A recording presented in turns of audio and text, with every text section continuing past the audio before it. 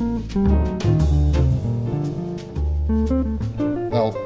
I want to send out a special thank you to Colleen DiGregorio and to the library for sponsoring us, but for Colleen in particular for all her hard work on all of these events. Transitioning to the fall from the spring has been a great challenge, and she's made it a lot more easy and a lot more fun than it would have been otherwise, so thanks, Colleen. And to Peter Woolley and Brian Morrow and the whole Provost team, to Jeff Weinman and Rick Reese, who've always been there. And to Richard Turek and all the folks in visual and performing arts who are allowing us to use their theater in the middle of a production and being so kind and supportive. Well, this is the first of today's 2 events focusing on New Orleans. And now I'm going to turn this thing over to my dear friend, Daniel Wolfe, the wonderful writer of this a very important new book that's just out and is just in the hallway for sale, called The Fight for Home, How Parts of New Orleans Came Back. He's here with the amazing Donald Harrison Jr., one of the kings of New Orleans music, and who I can't thank enough for coming all the way from New Orleans to be here with us today. So it's my pleasure to welcome Daniel Wolfe, Donald Harrison Jr., and then in a little while, the band. Thank you.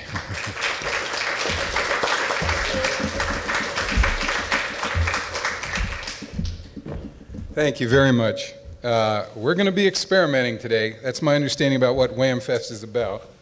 I may be wrong, but that's my understanding. So I'm going to start by reading from this book, and we'll go from there.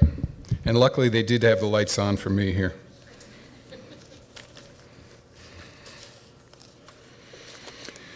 It's not much past dawn, December 2007.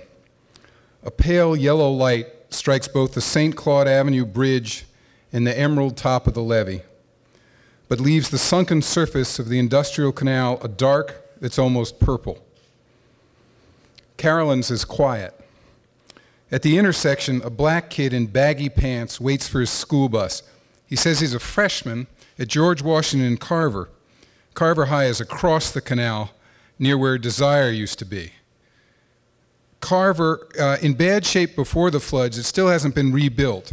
For the second year, the students assigned to it are going instead to temporary classrooms tacked onto the Holy Cross School. We're in the same trailers and stuff, the baggy pants kid says. That ain't right. Slowly, more kids trickle to the corner. Hoods pulled up, headphones on. They don't talk much, but give off the faint murmur of hip-hop beats. When a boy in a red sweatshirt steps out of a white van, it stays. His mother wants to make sure the bus shows. We went away for about 3 years, she says. Hers is a big, round, brown face with a scar over one eyebrow. It was kind of hard getting back. Had to go through a little proper channels. But this is my home. I'm 37 years old. This where we live, we breathe, we eat, get along. She launches a stream of happy words.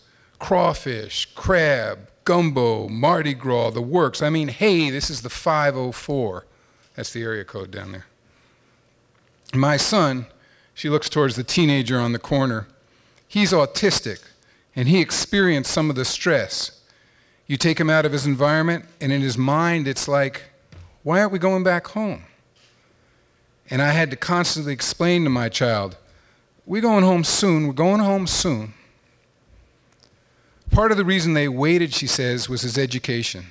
After the floods, there were no schools.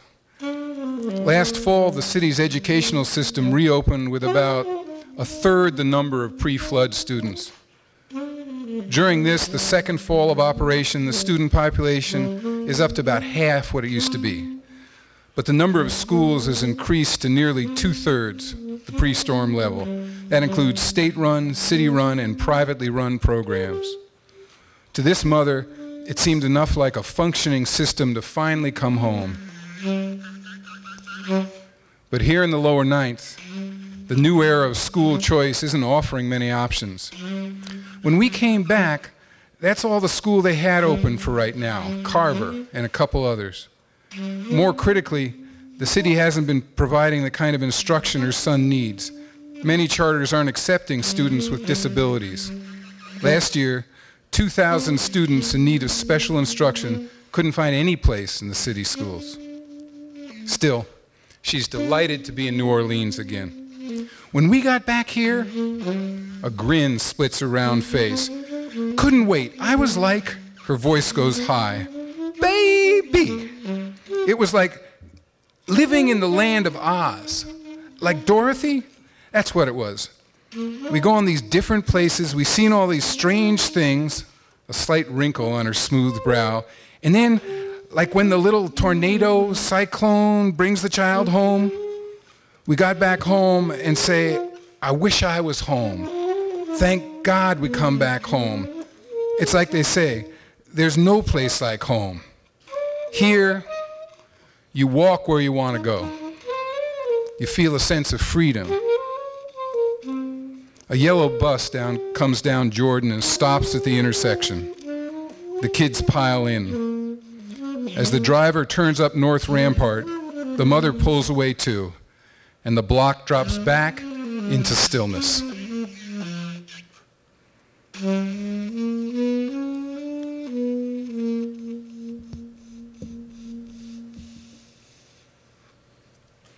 The great Donald Harrison. You better pull up your mic, man, so we can talk a little. Welcome, sir. Thank you. And welcome to you also. Thanks to everybody here for having us again. We're going to talk a little bit about New Orleans, then we're going to show 20 minutes of a film about Donald's family.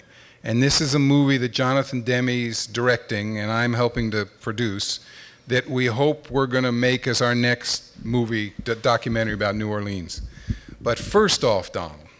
So Jonathan and I are sitting up here in the north and see the weather report, and it says there's a hurricane maybe coming to New Orleans, and we're watching. And it goes by Florida like it's not supposed to, and it gets into the Gulf Coast, and they say, right on target for New Orleans. What are you doing in New Orleans? I'm thinking we need to leave. But, you know, New Orleans dodged so many potential bad hurricanes that New Orleanians became complacent, and they thought, this is just another hurricane. So people that are close to me decided they would stay, and me having something inside of me that likes to protect people decided I would stay. In your house? Well, no, I went to the hotel, just stay in New Orleans and make sure that if anybody needed me, I would be there to help them get out.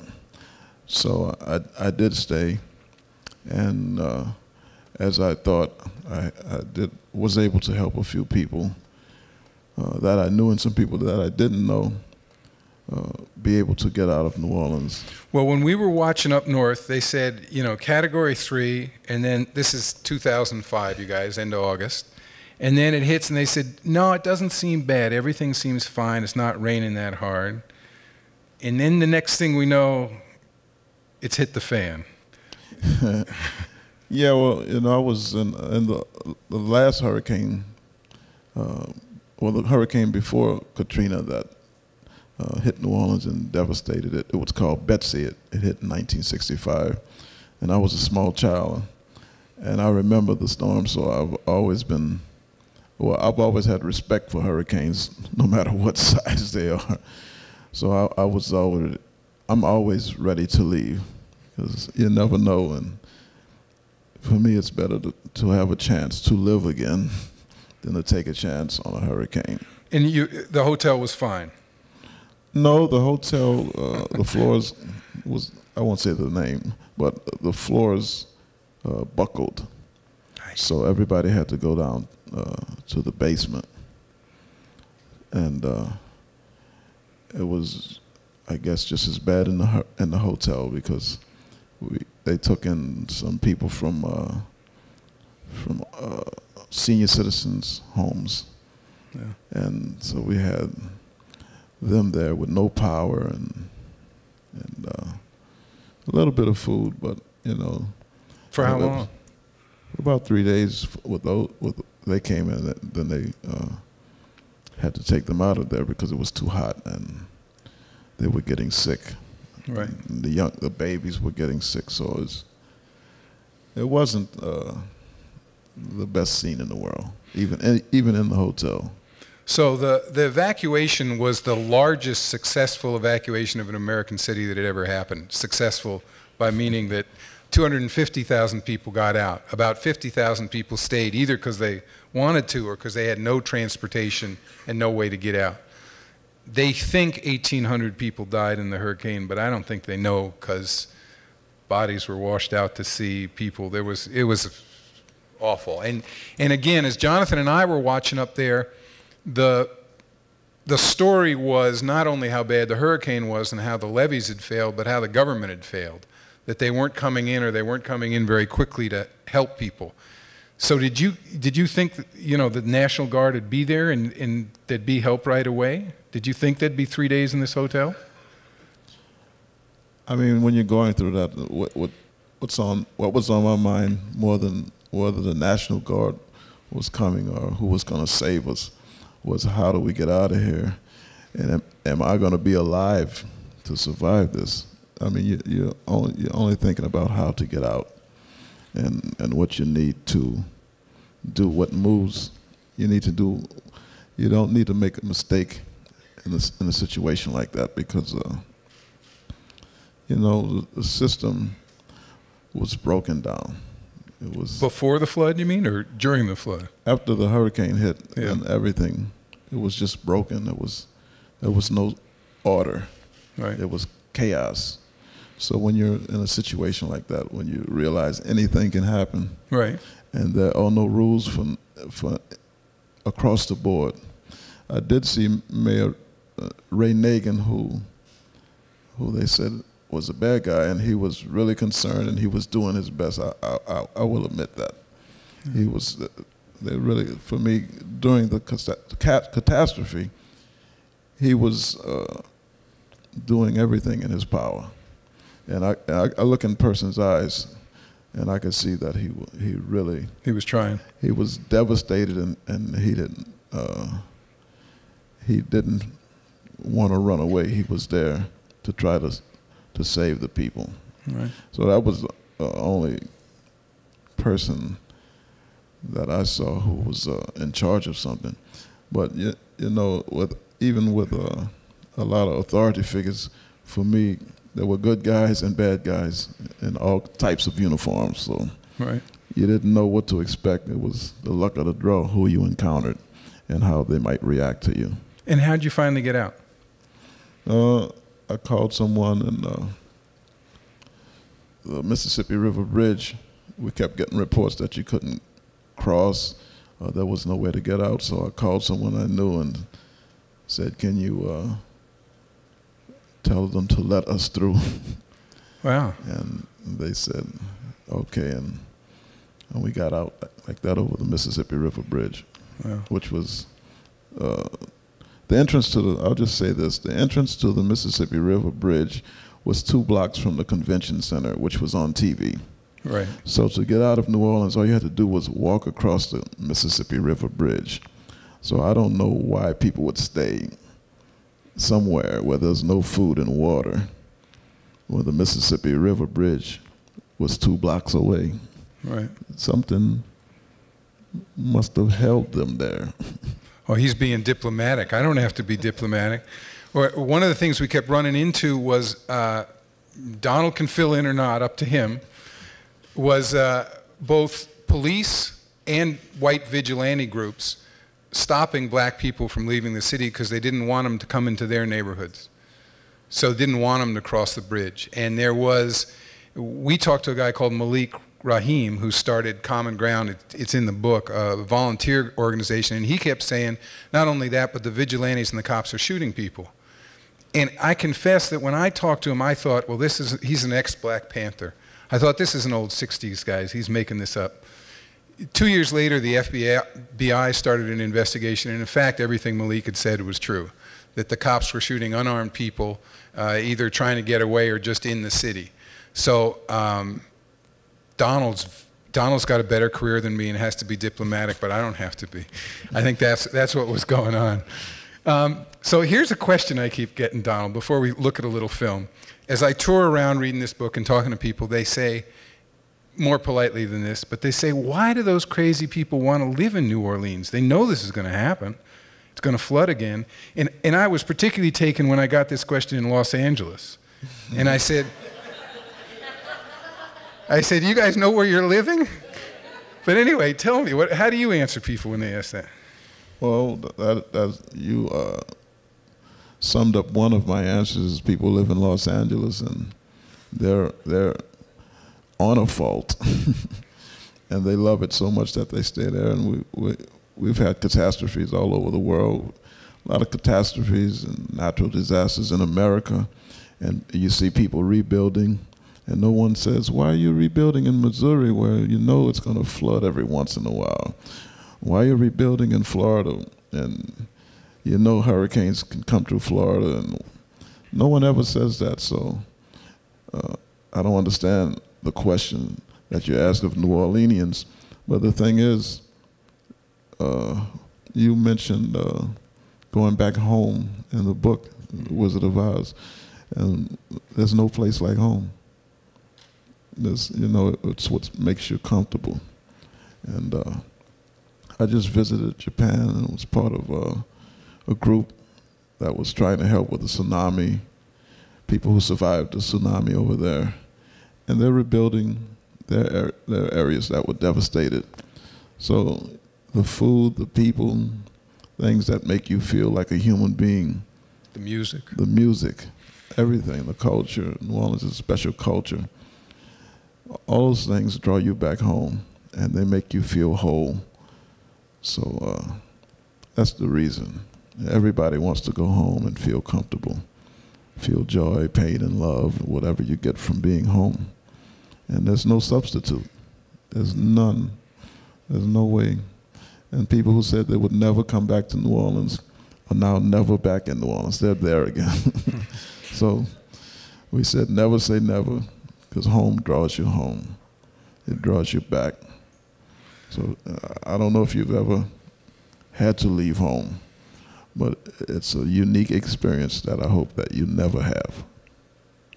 So Jonathan and I are still up north while he's dealing with the hotel and everything else. And we finally decide, I guess 3 or 4 months after the flood, that we want to go down there, and we're not sure to do what, except to see what's going on and maybe document it. Jonathan Demme, this is Academy Award-winning director who will be here this evening and is very sorry he can't be here now, brought down a handheld camera, which about 1.5 years later I learned he didn't know how to run, but details. He's a director who went, you shoot over there, not a director who went, I'll go shoot over there. But he figured it out. And I brought a little notebook, and we went down there. We didn't know anybody. We had a couple introductions. We rented a car at the airport and essentially just drove around. But one of the introductions we had was through the New Orleans Musicians Clinic, through Bethany Bultman. If you guys ever wonder how you can help New Orleans, this is a great organization that provides health care for musicians, a lot of whom don't have much money. But she said there's this family called the Harrison family. You've heard of Donald Harrison, haven't you? And we, of course, said yes, yes. And she said, well, you want to meet his mother, Hariste Harrison, and go talk to her.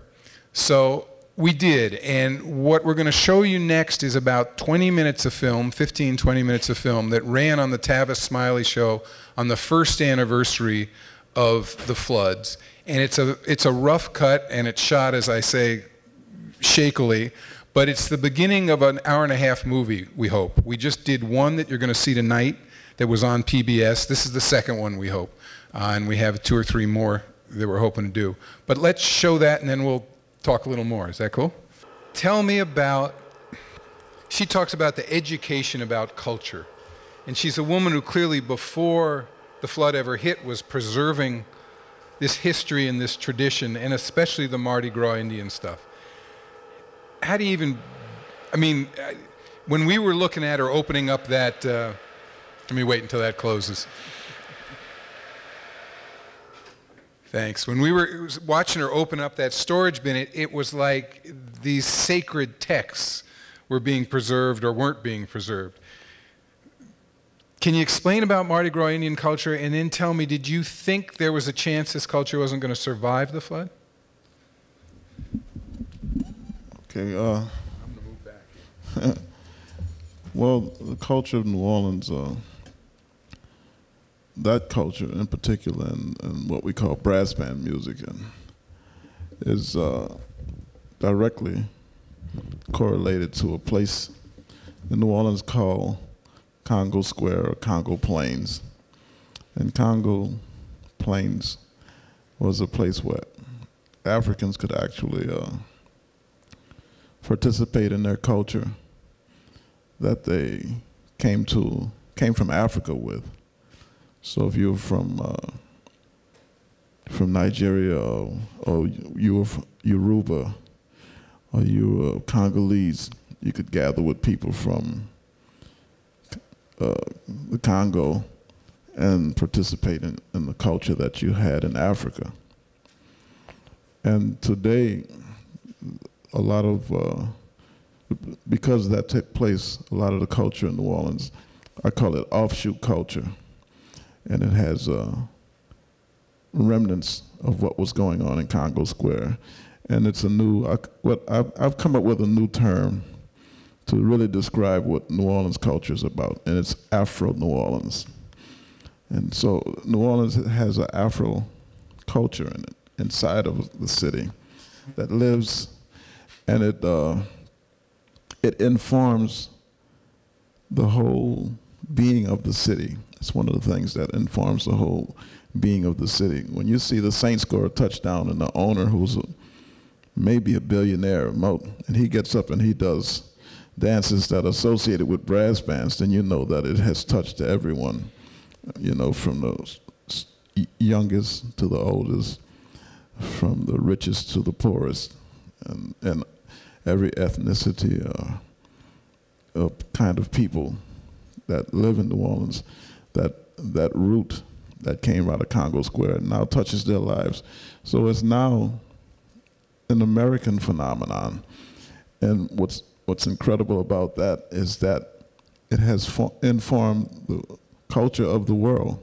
When you hear Elton John play piano, and you know that comes from New Orleans, which came from Congo Square, you know how far it's gone. Or when you listen to classical music of Gacho or different composers, Gacho actually was in Congo Square. You know he wrote, and you know it's even gone there. It's gone everywhere.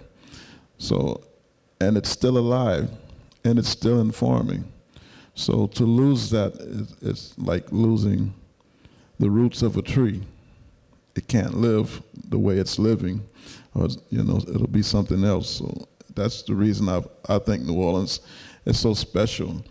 And many of people who may not see the bigger picture, they know that they're doing something special, and they will actually protect the culture with their lives. That's how you know it in your heart when you see it live. If you ever get down there to see it, you'll know it. The hip hoppers say real recognizes real, so you know it's real when you see it live.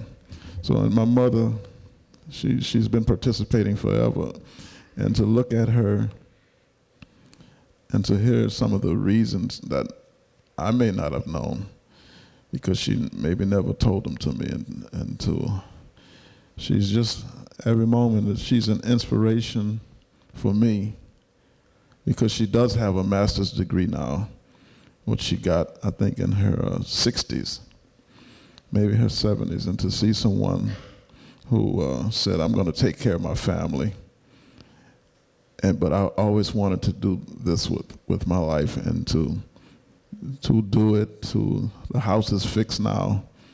My house is not fixed, but my mother, she's amazing. And I play with a great drummer by the name of Art Blakey, who's a legend in jazz. And he met my mother, and he said, you can't fail because your mother is who she is. And every day I realized that he knew what he was talking about. Let me just, before I let you demonstrate a little bit of this, your father, who gave you your first horn, is that right? Right. And he in that picture, it was Donald, I don't know what year, in the white outfit, and your father behind, right? Right. Just say a little bit about him. I mean, why did he give you a horn? Well, he wanted to play jazz. He was a great blues singer, and he loved jazz music. So he just decided one day, he was walking by a music store, that I should have that saxophone.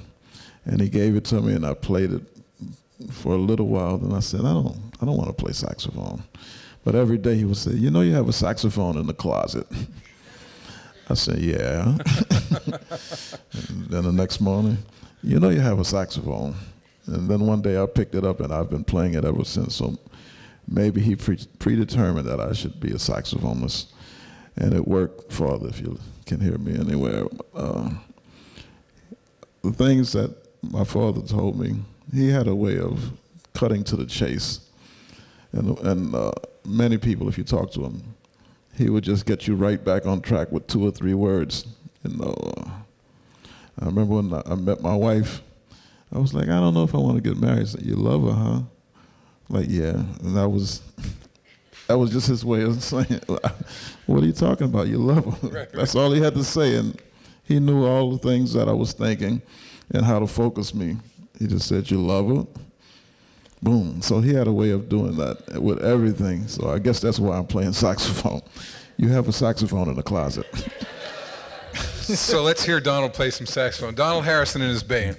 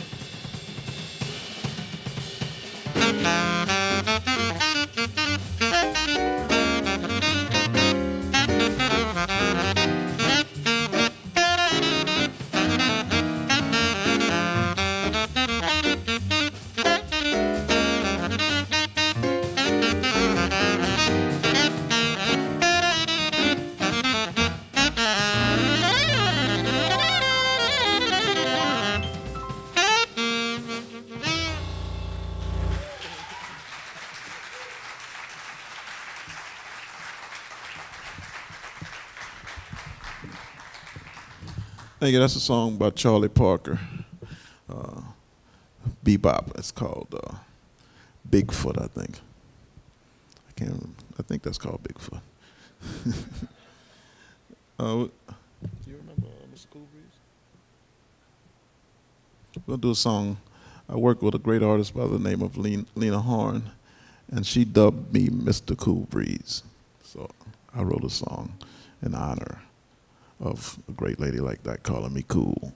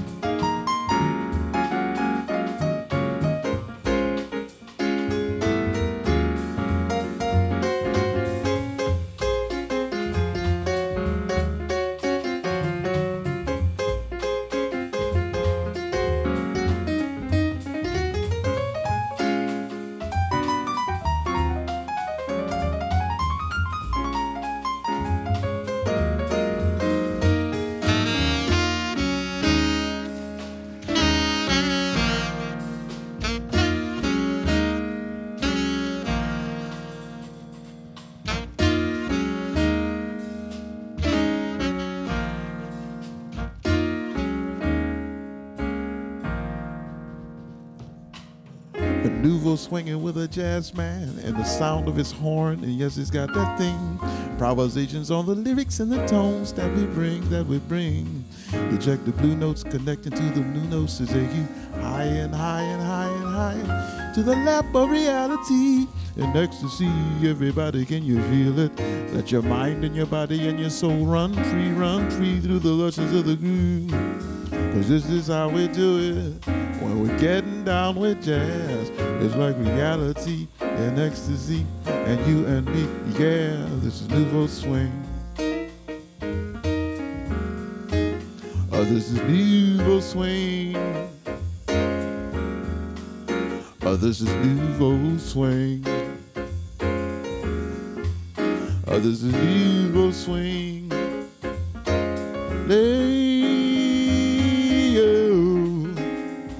Yeah, yeah, yeah. Yeah, yeah, yeah, yeah. Shoo-doo-doo. Shoo-doo-doo-doo. Shoo-bo-bo-bo-wee-wee.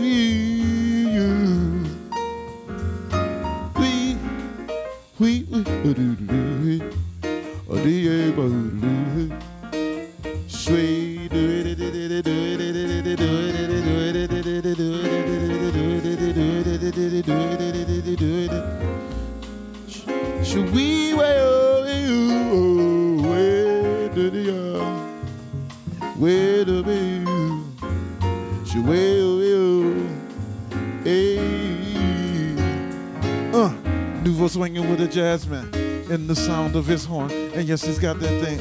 Improvisations on the lyrics and the tones that I bring to you, that I bring to you. You check the blue notes connected to the new notes to take you higher and higher and higher and higher to the lap of reality and ecstasy. Everybody, can you feel it? Let the blue notes connected to the new notes to take you higher and higher and higher and higher to the lap of reality and ecstasy. Everybody, can you feel it? This is nouveau swing. This is nouveau swing. This is nouveau swing. This is nouveau swing.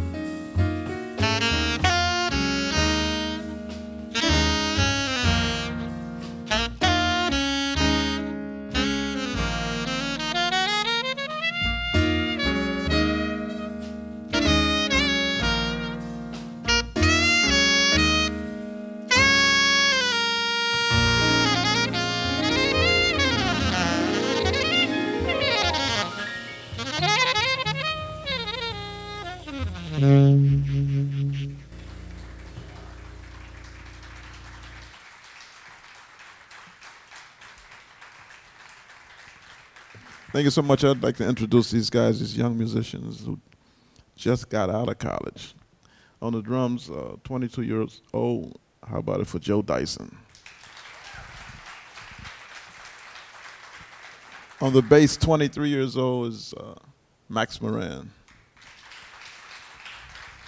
On the piano, 23 years old is Victor Gould. On the saxophone, 32 years old is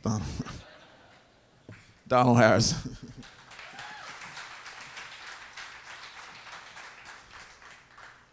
I think we're going to bring Daniel Wolf up now, and we're going to perform a piece that was just recently composed.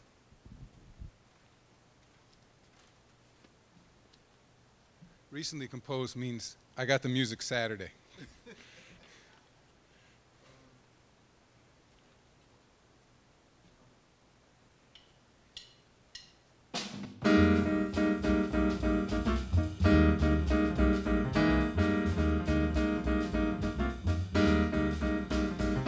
Listen to the rain come down on the city.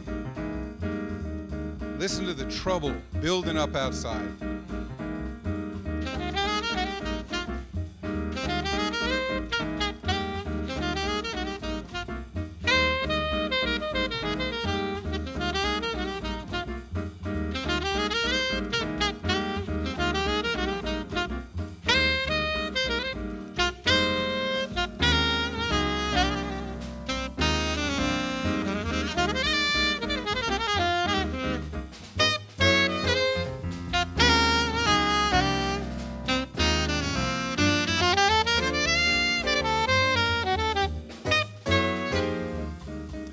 My mother was the well from which my father held the force of the wind. My mother was the well from which keep moving forward. The time for change has come. It's rolling on. You can't hold it back. It's rolling on.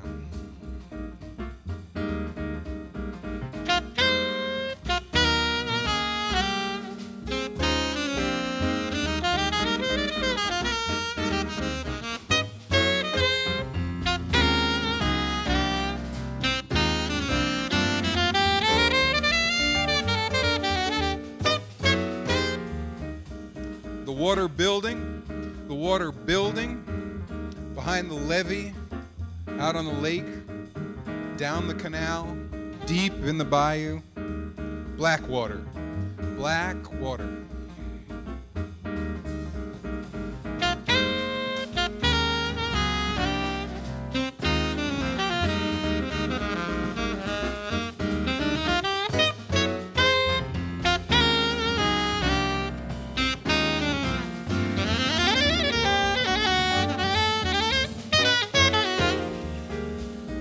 When it breaks, overwhelming, takes everything, overwhelming, keeps moving down its path. Is that bad? Is that bad?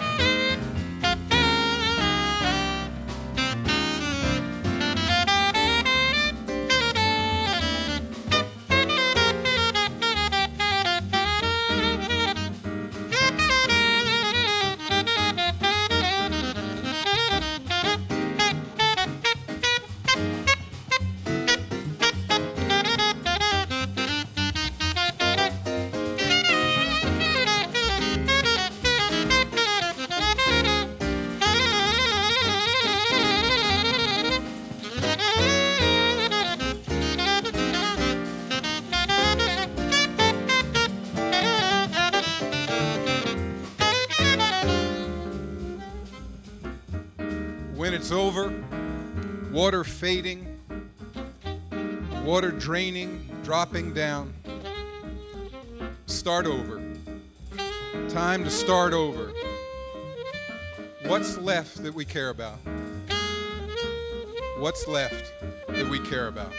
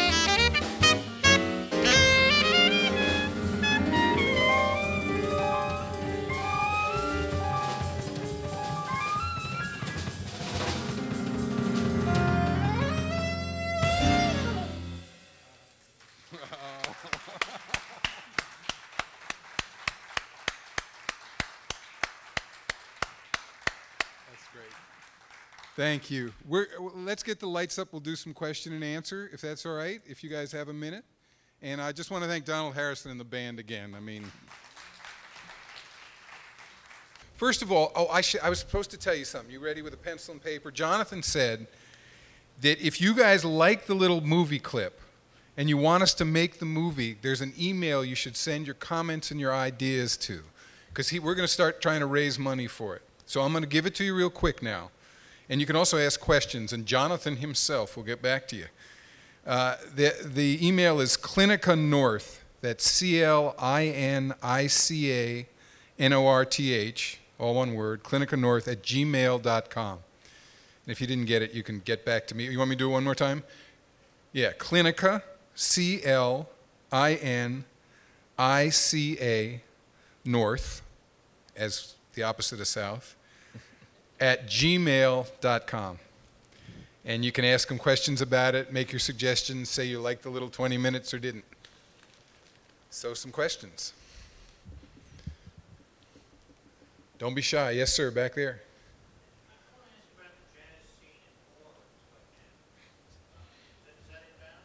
Yeah. It's all inbound. Well, it's an impression that people associate New Orleans with a particular style of blues, and the jazz scene is much bigger. Does that hurt or help New Orleans? When I think of jazz, I'm not thinking of New Orleans these days. I'm thinking of Mountain, New York. When I'm thinking of New Orleans jazz, I'm thinking of something historical rather than something that's cutting edge like you guys do. Well, they were showing a picture of me in what they call Mardi Gras Indian suit in the film, and that picture is from I think 1990 and 1989, and they're just starting to talk about that record, and I think that's 20-something years later, so maybe 22 years later.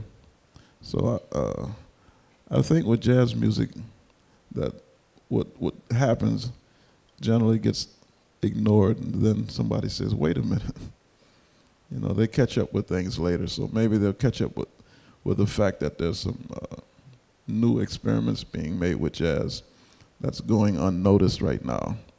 But as far as the city being labeled as a city for traditional jazz, what we call traditional jazz, I think it's a good thing because it's actually, New Orleans is probably not, well, I won't say probably, New Orleans is the only city in the world where there is a jazz culture that we talked of before.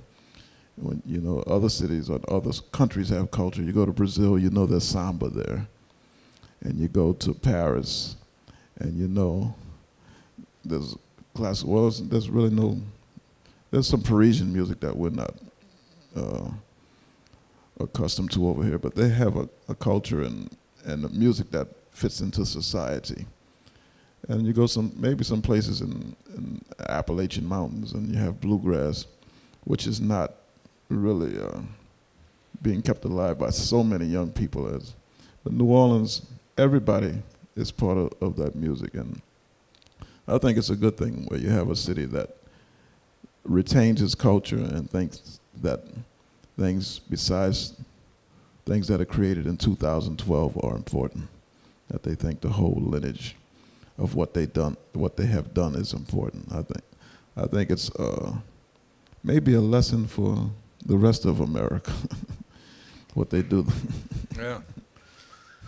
Alan Lomax, who is a music collector, called New Orleans the Athens of the New World. And I think that's right. It's the place where all these cultures came together and made this music, traditional and this and all kinds.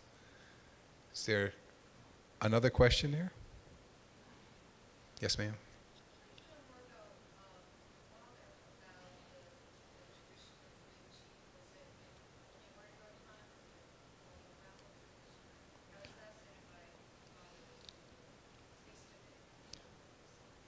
You said you're sewing right now. Yeah, I should have bought some of the stuff, but no, it's anyway. As far as my father, he was groomed to be a big chief by other big chiefs, and they sort of have to choose you and let you know what's going on, because you can see it, and it's amazing that you can see it and have no clue what they're doing, and once they start telling you this is why this is happening. So he was groomed in what we call the old school ways. There's a lyric, I'm a young-faced man with old-time ways, which means that he's connected to the ancient and to the universe. So he was one of a select few who was chosen to be groomed. And I used to hear him, he would tell me that to see if would respond correctly, and you have to have humility for them. You have to have the talent to do it, but the main thing is humility. So he started letting me know things once he realized that I was humble. And he was the guy who kept the language intact in a pristine way and tried to pass it on to the younger generation. And as with many in the younger generation, they thought they knew it all. And he left, he passed away, and they only got a little bit of it. And he taught me a lot of things, but I was fortunate that I heard it my whole life. And I was around some of the guys who nurtured him. So I can pull it up.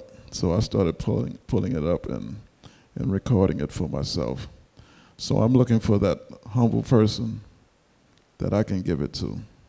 Because when a person says, I know, but they never went into it, then they start using it in a way that's not for the culture to survive, but in a way that makes them the main person. Then you know that they can't carry it forward because they're going to give out everything. And with all culture, historically, when somebody says this is what it is, and they give out everything, then that culture is going to die. So we understand that. He was the person who got me to understand all these little different nuances to keep it alive, but present it where people can enjoy it also. And if you wanted to come on the inside, that you had to show that you were humble. So I appreciate him giving me that. I appreciate being around him and him bringing me around the older, elder statesmen so I could see them. And some of the guys who are still alive still give me hints. They'll come and just tell me in the ear. They just tell me plainly, oh, remember this, or do you know about this? And from being around it, it's just like they switch a light switch. You say, oh yeah, I can see it.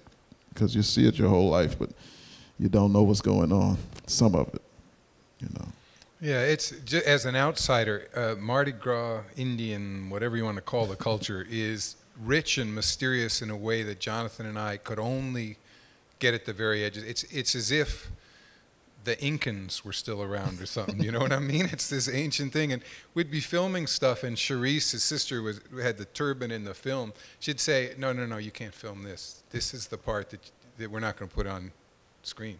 So there's a lot of that we don't know anything about. We're still learning about. I mean, we could do a chant and you'd feel it if I can get my drummer and my bass player up here. Cool. I'm starting to bring them in slowly. They're being brought into the fold slowly. Converted, infected. No, they're converted. You guys will be converted too. They can. Yeah. Had a big chief of the Congo nation. Early that morning, early that day. Had a big chief say what I said. We're gonna take them downtown to a pocket way downtown. To a pocket we jump up and down. To a pocket we meet everybody. Meet the 101. Or say let them come. Say hey now mama. Say look over yonder. Say what can it be that a whole love me? It's sin yon religion early in the morning. Here come the big chief. Say go send the warning. To get me I go. I'm a holiday. I'm gonna have my fun on a holiday. Say jump up and down. Do like you wanna. Say brrrr. Say let them come. Meanwhile squad Tula. Meet the 101. It's Mardi Gras morning. I'm gonna have my fun. I remember 1 year. I remember well. Say Big Chief Donald. Said he gave them hell. Put a hole in the ground. Dance all around. Five boys jumping. We're gonna take them down. Five boys by. And a flag boy flag. And a wild man holler. I said, let them pass. Said they met everybody. Wild Squad Tula, I meet the 101. I said, let them come. I'm a real big chief, y'all, from way uptown. My spy boy, you gonna take them down. Black coming, wild man coming. Here come the boys. Go Sandy warning. I say, hello, girl. I say, hello, boy. Say, run tell your mama and your papa, too. Here come the big chief. Here come the spy boy. Here come the fly boy. Here come the wild man. I got the boys. Oh, you wish you had. Don't be sad. You better get glad. Say, hey, mama, look over yonder. Oh, to get me, I go. I'm a hulande. Alazan, alakila way. Let me buy food on a holiday. Jump up and down. Or say what I say. I can't give it away. Can't give it away now. I can't give it away. Say what I say now. Two-way, packy way. Two-way, packy.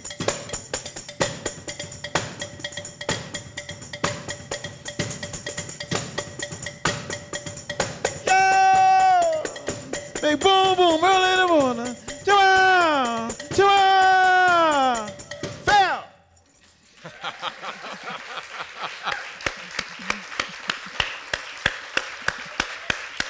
Whoa. Well, I ain't going to try to follow that. I think we're done, but we're around. You're sticking around for the movie tonight, Donald? We're showing a full-length finished movie called I'm Carolyn Parker here, right, David? At 7 o'clock. I thank you a million. I thank Donald and his band. Thanks a lot. Thanks for coming out.